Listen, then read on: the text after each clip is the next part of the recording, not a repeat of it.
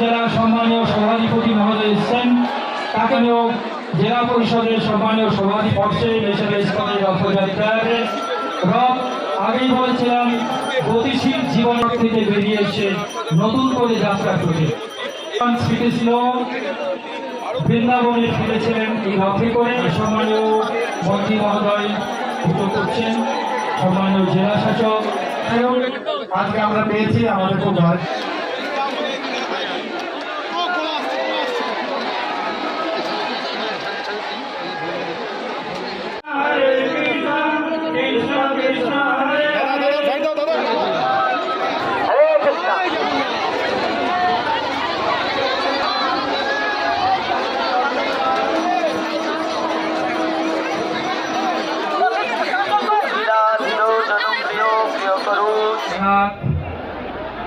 সমবেত ভক্তমণ্ডলী, প্রতি বছর জীবনে, ব্যবহারিক জীবনে, দৈনন্দিন জীবনে সবসময় মনে করি অতীতকে মনে রাখতে হয়। অতীত যে ভুলে যায় তার ভবিষ্যৎ কখনো ভালো হতে পারে না। স্বাভাবিকভাবে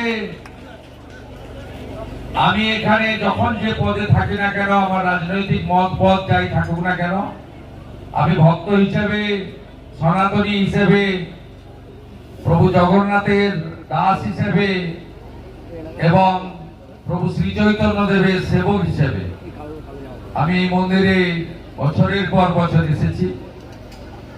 এই মন্দির তিলে তিলে তিলোত্তমায় পরিণত হয়েছে, আগামী দিনে বটবৃক্ষে পরিণত হবে, শুধু সময়ের অপেক্ষা।